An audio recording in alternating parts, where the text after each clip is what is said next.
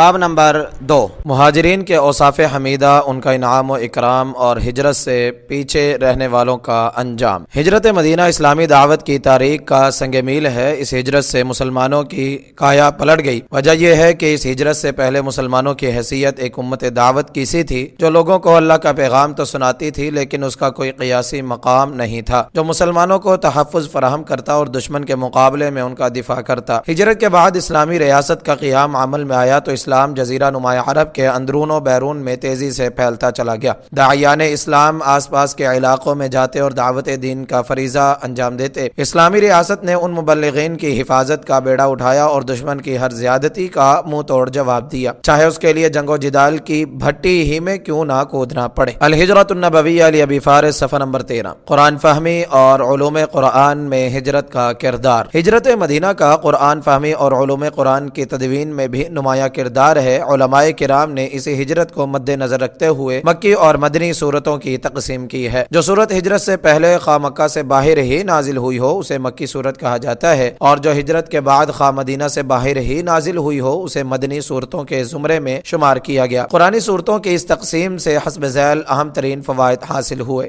Number 1، قرآن کریم کے گو نہ گو اسالیب بیانی کا ذائقہ لینا اور دعوت دین کے میدان میں ان سے استفادہ کرنا۔ نمبر 2، قرآنی آیات کے توسط سے سیرت نبوی کے واقعات اور ان کی تاریخوں سے واقفیت بہم پہنچانا۔ مباحث فی علوم القرآن للقطان، صفحہ نمبر 59۔ ہجرت نبوی کی اہمیت کے پیش نظر قرآن کریم نے مختلف طریقوں سے اہل ایمان کو ہجرت کرنے کا شوق دلایا ہے۔ اس ضمن میں قرآن کریم نے نہایت عمدگی سے مہاجرین کی تعریف کی، ان کے لیے اجر و ثواب کا وعدہ کیا اور ہجرت سے کنارہ کشی اختیار کرنے والوں کو انجام بد کی وعید سنائی۔ الہجرۃ فی القرآن الکریم لاحزمی سامعون جزولی، صفحہ نمبر 84۔ مہاجرین کے اوصاف حمیدہ۔ اللہ تعالیٰ نے قرآن کریم میں مہاجرین کی تعریف بیان کی، ان کے غیر معمولی اوصاف کا تذکرہ کیا اور بتایا ہے کہ انہیں ظلم و زیادتی کا نشانہ بنایا گیا اور اپنے گھروں سے بے دخل کر کے مال و متاع سے بھی محروم کر دیا گیا اور ان کے اعزاء و اقارب بھی ان کے لیے اجنبی بن گئے۔ ان کا قصور صرف اتنا تھا کہ وہ اللہ ہی کو اپنا رب مانتے تھے۔ مہاجرین کی اہم ترین صفات یہ ہیں۔ اخلاص۔ اللہ تعالیٰ نے ارشاد فرمایا،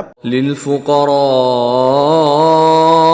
المهاجرين الذين أخرجوا من ديارهم وأموالهم يبتغون فضلا من الله ورضوانا وينصرون الله ورسوله أولئك هم الصادقون۔ یعنی مال فہ ان مہاجر فقراء کے لیے ہے جو اپنے گھروں اور اپنی جائیدادوں سے نکالے گئے، وہ اللہ کا فضل اور اس کی رضا ڈھونڈتے ہیں اور اللہ اور اس کے رسول کی مدد کرتے ہیں، یہی لوگ سچے ہیں۔ سورہ حشر آیت نمبر 8۔ یبتغون فضلا من اللہ ورضوانا کا ٹکڑا اس امر پر دلالت کرتا ہے کہ مہاجرین کو ان کے گھروں اور مال و متاع سے بے دخل کیے جانے کا سبب ایک ہی تھا کہ وہ اللہ تعالیٰ سے مخلص اور اس کی رضا کے طالب تھے۔ الہجرۃ فی القرآن الکریم لاحزمی سامعون جزولی، صفحہ نمبر 86۔ صبر۔ اللہ تعالیٰ نے مہاجرین کے خاص وصف صبر کا تذکرہ کرتے ہوئے فرمایا، والذین هاجروا فی اللہ من بعد ما ظلموا لنبوئنهم فی الدنیا حسنہ ولأجر الآخرة أکبر لو كانوا يعلمون الذين صبروا وعلى ربهم يتوكلون۔ اور جن لوگوں نے ظلم و ستم سہنے کے بعد اللہ کی راہ میں ہجرت کی، البتہ ہم انہیں دنیا میں ضرور اچھا ٹھکانہ دیں گے اور یقیناً آخرت کا اجر تو بہت بڑا ہے۔ کاش وہ علم رکھتے وہ لوگ جنہوں نے صبر کیا اور وہ اپنے رب ہی پر توکل کرتے ہیں۔ سورہ نحل آیت نمبر 41-42۔ نیز اللہ تعالیٰ نے ارشاد فرمایا، ثم ان ربك للذين هاجروا من بعد ما فتنوا ثم جاهدوا وصبروا ان ربك من بعدها لغفور رحيم۔ پھر بے شک آپ کا رب ان لوگوں کے لیے یعنی مہربان ہے جنہوں نے آزمائش میں پڑنے کے بعد ہجرت کی پھر جہاد کیا اور صبر کیا۔ بے شک آپ کا رب ان یعنی آزمائشوں کے بعد یعنی ان لوگوں کے لیے البتہ بہت بخشنے والا نہایت مہربان ہے۔ سورہ نحل آیت نمبر 110۔ سچائی بھی مہاجرین کا امتیازی وصف تھا۔ ارشاد باری تعالی ہے للفقراء المهاجرين الذين أخرجوا من ديارهم وأموالهم يبتغون فضلا من الله ورضوانا وينصرون الله ورسوله أولئك هم الصادقون۔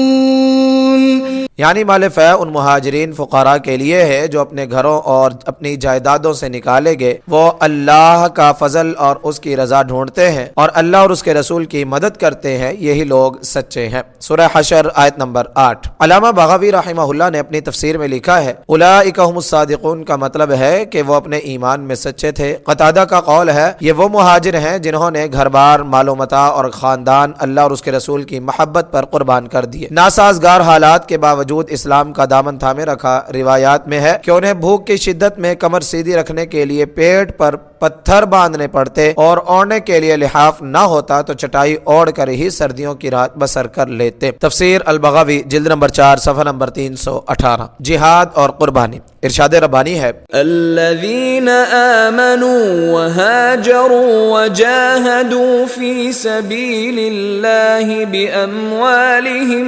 وأنفسهم أعظم درجة عند الله وأولئك هم الفائزون۔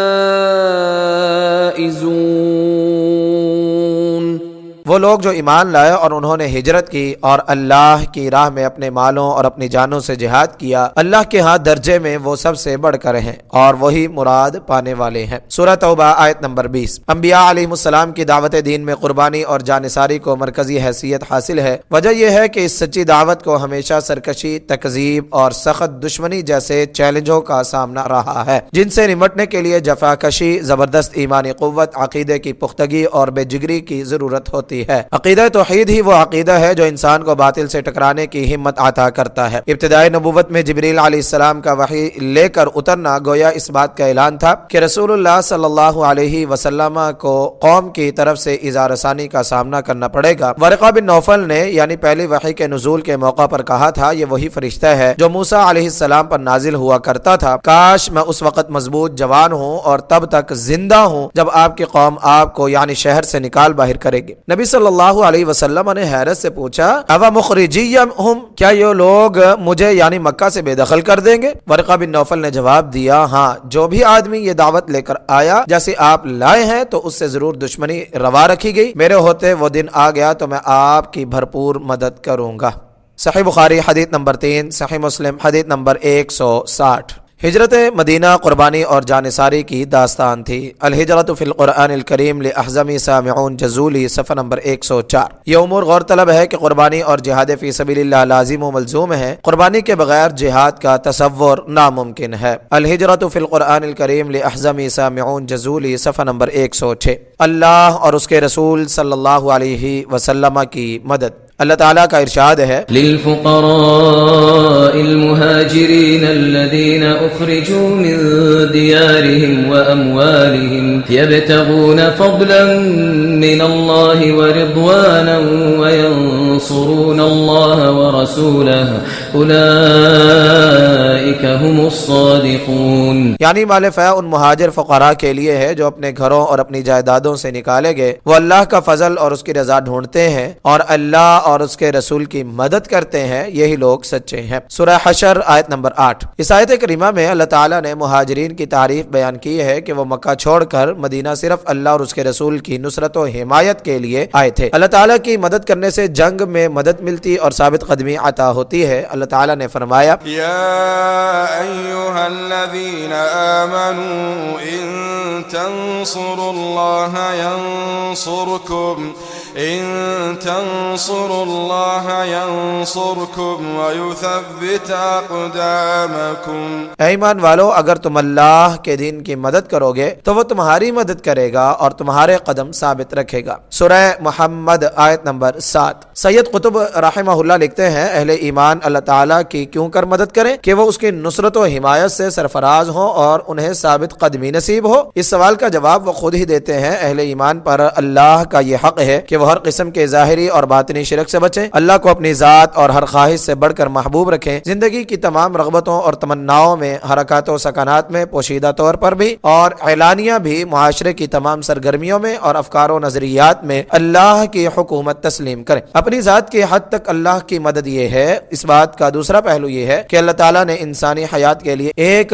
مکمل ضابطہ وضع کیا جسے شریعت کہا جاتا ہے۔ شریعت کی عمارت چند مضبوط بنیادوں پر استوار ہے۔ یہ کسوٹی خاص اقدار کی حامل ہے۔ انسانی زندگی اور کائنات کے بارے میں اس کا جداگانہ تصور ہے۔ اللہ تعالیٰ کی مدد کا حصول اس شریعت و منہج کی مدد کیے بغیر ممکن نہیں۔ وہ اس طرح کے بلا امتیاز زندگی کے تمام شعبوں میں اسے نافذ کرنے کی سعی کی جائے اور اسے قول فیصل مانا جائے۔ دنیاوی معاملات میں اللہ کی مدد کرنے کا طریقہ کار یہ ہوا۔ تفسیر فی ظلال القرآن لسید قطب جلد نمبر 6 صفحہ نمبر 3288۔ اللہ تعالیٰ پر کامل اعتماد۔ ارشاد باری تعالیٰ ہے والذين هاجروا في الله من بعد ما ظلموا لنبوئنهم في الدنيا حسنة ولأجر الآخرة أكبر لو كانوا يعلمون الذين صبروا وعلى ربهم يتوكلون۔ اور جن لوگوں نے ظلم و ستم سہنے کے بعد اللہ کی راہ میں ہجرت کی، البتہ ہم انہیں دنیا میں ضرور اچھا ٹھکانہ دیں گے اور یقیناً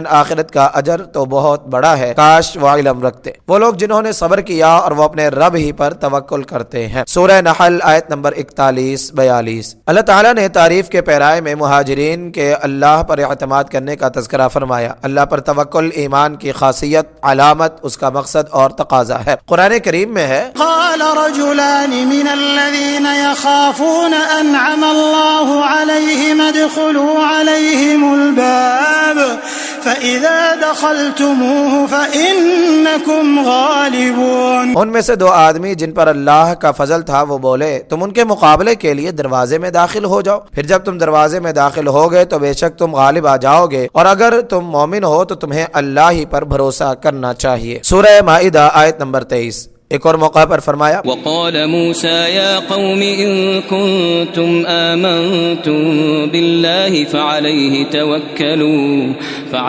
توكلوا إن كنتم مسلمين۔ اور موسیٰ نے کہا اے میری قوم، اگر تم اللہ پر ایمان لائے ہو تو اسی پر توکل کرو اگر تم فرما بردار ہو۔ سورہ یونس آیت نمبر 84۔ ایک اور مقام پر فرمایا قالت لهم رسلهم إن نحن إلا بشر مثلكم ولكن الله يمن على من يشاء من عباده وما كان لنا أن نأتيكم بسلطان إلا بإذن الله وعلى الله فليتوكل المؤمنون۔ ان کے رسولوں نے ان سے کہا واقعی ہم تمہارے جیسے بشر ہی ہیں، اور لیکن اللہ اپنے بندوں میں سے جسے چاہتا ہے اس پر احسان کرتا ہے، اور ہمیں یہ اختیار نہیں کہ اللہ کے حکم کے بغیر ہم تمہارے پاس کوئی نشانی یا دلیل لا سکیں، اور مومنوں کو اللہ ہی پر توکل کرنا چاہیے۔ سورہ ابراہیم آیت نمبر 11۔ نبی صلی اللہ علیہ وسلم اور صحابہ کرام رضی اللہ عنہم نے ہجرت مدینہ میں توکل علی اللہ کی ایسی مثال قائم کی جو رہتی دنیا تک قابل اتباع رہے گی۔ یہی وجہ ہے کہ اللہ تعالیٰ نے ان کی ستائش کی۔ الہجرۃ فی القرآن الکریم لأحزم سامعون جزولی صفحہ نمبر 114 تا 117۔